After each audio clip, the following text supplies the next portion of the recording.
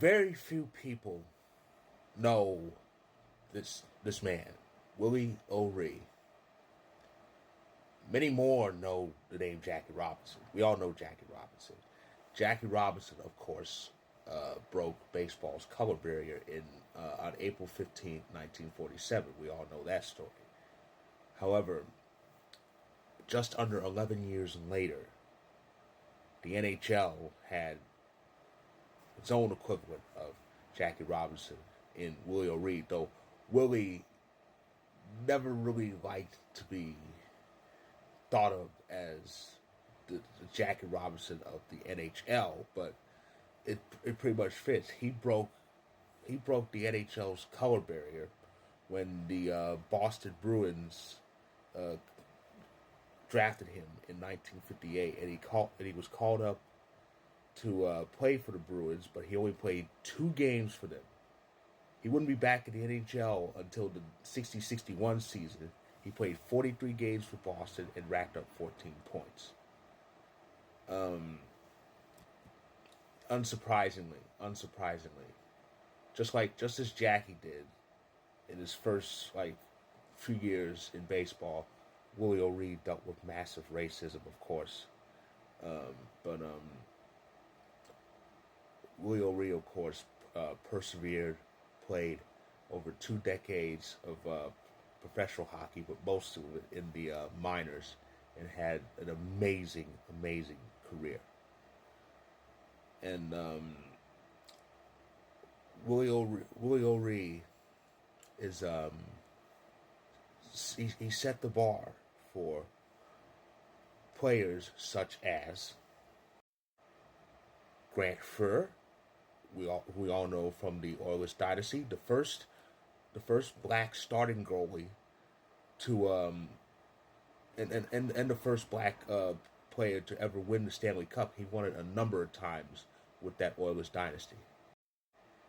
Jerome McGinley, we all know him, played for the Flames, Stars, Bruins, Penguins, and the Avalanche for a brief bit.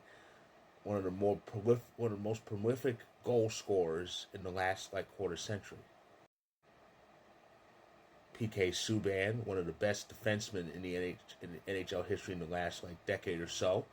We all know his career. Played a number of years with Montreal. Then there was that trade to Nashville when he finally got to the Cup final. Mike Greer. Now this is kind of personal with me, a little bit. I started following hockey when I was about 8 years old, but it was via the news. It was via the sports section. It wasn't until I got cable at the age of 12 that I started watching more of it. And I remember I first saw Mike Greer when he played with the Oilers. I still didn't see a lot of players who looked like me. And I remember I saw the Oilers with three black players on the team. Mike Greer was one of them, and there was Anson Carter, who now currently works as a studio analyst for TNT, and George Larac. Larac was the enforcer. Because back then, enforcers were a thing, and George Larac was this big character. You didn't mess with him, and seeing three players on the ice who looked like me, it was an amazing thing to see. And of course, today, now Greer serves as the general manager for the San Jose Sharks, the first black GM in NHL history. Of course, his brother is Chris Greer, who's GM with the Miami Dolphins. And of course, there's Sarah Nurse. Sarah Nurse has been making waves in hockey, mostly in international play, representing her country of Canada. Of course, she's currently in the PWHL with Toronto's team, which received the name for this season, the Toronto Scepters. Of course, if that name is familiar to NHL fans, Sarah Nurse's cousin is Darnell Nurse, the defenseman for the Edmonton Oilers.